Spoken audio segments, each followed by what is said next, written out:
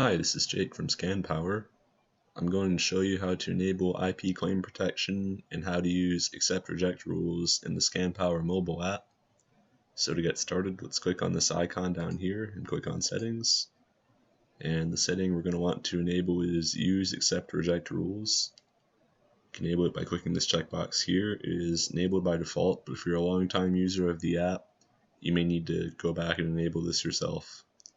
So to start editing accept reject rules, let's click on this icon here. And that will take us to our accept reject profile. And right now we are looking at a rule group called default.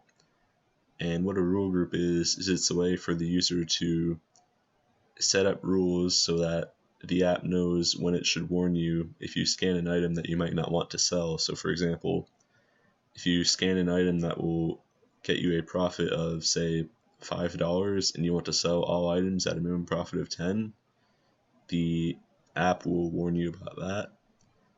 If there's a brand you know will send you an IP claim if you try to sell it, you can set it up so that you can get warnings if you scan items in that brand. So it's a useful feature, so let's get into how it all works.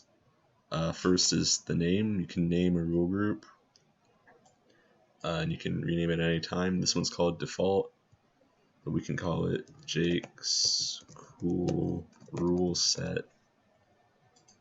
And now when we go to click this check mark to confirm these settings later, this will become the new name of the rule group.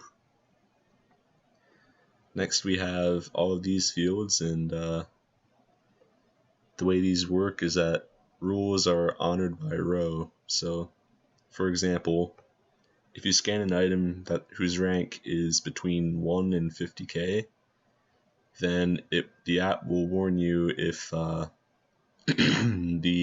item you scan has more than 3 variations or more than 5 FBA sellers, if it has less than 40 ROI or less than 10 min profit. But if the item you scan is between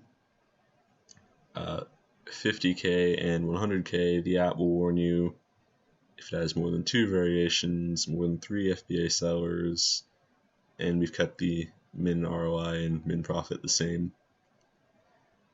So that is how those work. Next is what I would argue the most important thing in these rule groups. That is the use Ipclaims Masterwist checkbox. What that list is it's a list of brands that we know will send you an IP claim if you try to sell them. So by clicking this box, you can enable the app to give you warnings when you scan an item belonging to one of those brands. Very useful feature. I'd recommend having it for any rule group you make. And finally, you can specify certain items or brands to accept or reject. So I'll go through making one of those now. We'll set it to reject specific ASINs, and here we'll enter a comma separated list of ASINs or brands. Well, ASINs in this case, so I'll just take 2 of these, comma, and now we choose the message for the app to display us, to warn us with when we scan these items. So let's just write reject this,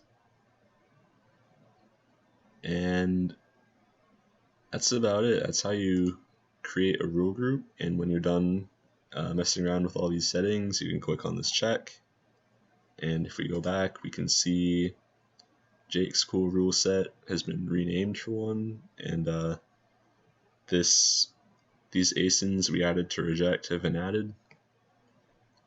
One thing I'll note is that if you look at a different rule group, so we have this one called test, click on check, the rules from that rule group will be used when you start scanning again. So we go back and it opens up test by default. That's how you know which rule group is being used. But we want to use Jake's Cool Rule Set. Oh, and I should also mention you can create a new rule set at any time by clicking on create new. I don't want to do that right now though. So click on check, go back, and let's scan one of the items we put in that reject ASIN/brand section, so we'll paste this in. And you can see down here our note reject this appears. And let's go ahead and test out our rule rows. So I'll take this one that wasn't in the comma separated list, and I'll paste that in.